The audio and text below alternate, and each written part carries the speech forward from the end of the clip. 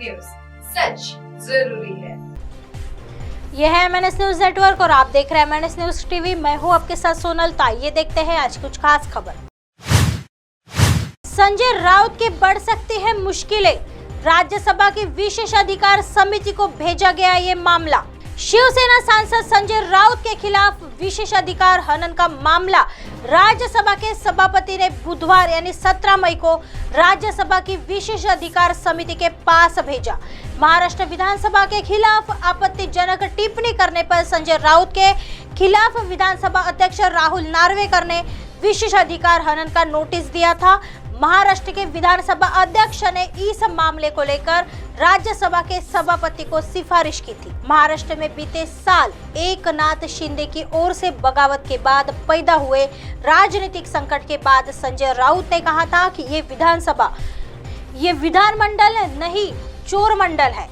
शिंदे गुट की बगावत के बाद दिया था बयान। गौरतलब है कि जून 2022 में शिवसेना विधायक एकनाथ शिंदे ने कई अन्य विधायकों को साथ लेकर बगावत कर दी थी।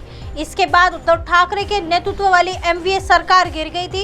एकनाथ शिंदे ने फिर बीजेपी के साथ गठबंधन करते हुए सरकार का गठन किया था और मुख्यमंत्री बने थे। तभी संजय राउत ने ये बयान दिया था। संजय राउत के खिलाफ मामला हुआ दर्ज। हाल ही में नासिक पुलिस ने एक अन्य मामले में राज्यसभा सांसद संजय राउत के खिलाफ केस दर्ज किया था। पुलिस ने कहा था कि संजय राउत के खिलाफ उनकी राज्य के अधिकारियों और पुलिस कर्मियों से की गई इस कथित अपील को लेकर मामला दर्ज किया गया है। वे राज्य की गैर कानूनी सरकार के आदेशों का पालन नहीं करे। शिंदे फडणवीस सरकार पर साधा निशाना। संजय राउत ने महाराष्ट्र में शिवसेना से जुड़े राजनीतिक संकट पर सुप्रीम कोर्ट के फैसले के एक दिन बाद 12 मई को यह अपील की थी। केस दर्ज होने के बाद संजय राउत ने सोमवार को आरोप लगाया था कि नासिक पुलिस ने महाराष्ट्र के मुख्यमंत्री एकनाथ शिंदे और गृह मंत्री देवेंद्र फडणवीस के दबाव के कारण उनके खिलाफ मामला दर्ज किया है।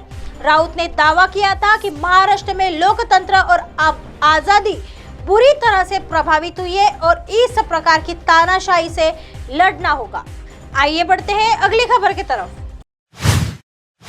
ममता बनर्जी को मिला अखिलेश यादव का समर्थन। 2024 में क्षेत्रीय पार्टी को लेकर ये है प्लान।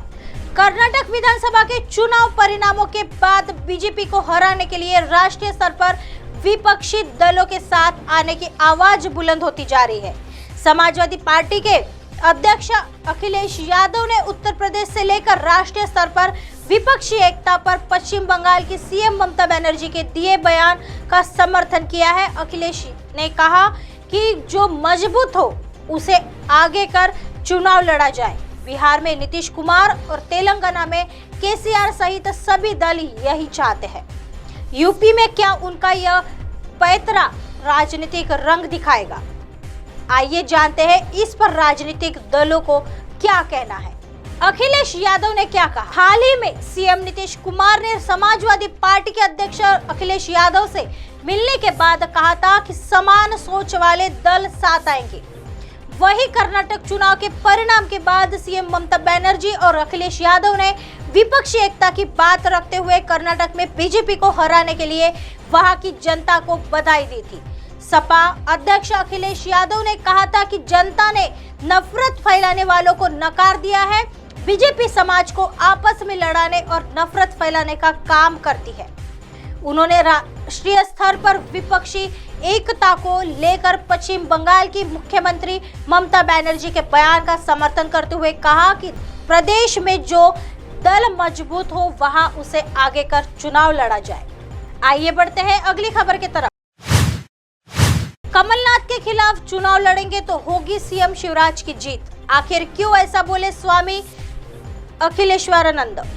मध्य प्रदेश के छिंदवाड़ा में प्रदेश कांग्रेस अध्यक्ष कमलनाथ के अवैध किले को ढहाने के लिए गौ संवर्धन बोर्ड के अध्यक्ष स्वामी अखिलेश्वरानंद ने एक बड़ा सुझाव दिया है। उन्होंने कहा कि यदि सीएम शिवराज सिंह चौहान छिंदवाड़ा में कमलनाथ के खिलाफ चुनाव लड़ेंगे तो जिले की जनता उन्हें एकजुट होकर जिताएगी। उन्होंने यह भी दावा किया कि कालांतर में कमलनाथ के खिलाफ उनकी ही सलाह पर छिंदवाड़ा से पूर्व सीएम सुंदरलाल पटवा को चुनाव लड़वाया गया था तथा उस वक्त उन्होंने जीत हासिल की थी। मंगलवार को छिंदवाड़ा में पत्रकार वार्ता के चलते गौ संवर्धन बोर्ड के अध्यक्ष स्वामी अखिलेश्वरानंद ने भाजपा को सुझाव देते हुए कहा कि यदि कमलनाथ के खिलाफ सीएम शिवराज सिंह चौहान चुनाव लड़ेंगे तो छिंदवाड़ा की जनता शिवराज सिंह चौहान को एकजुट होकर जिताएगी, क्योंकि शिवराज सिंह चौहान सकारात्मक सोच के व्यक्ति है। उन्होंने पूर्व सीएम के विषय के बारे में भी कहा कि कमलनाथ भी अच्छे व्यक्ति है। कमलनाथ ने अपने सीएम रहते राज्य में गौशाला का आरंभ किया था, तो मैंने उनकी हमेशा कहा कि आप गौशाला की शुरुआत तो कर रहे हैं, मगर उसका प्रबंधन कैसे करेंगे।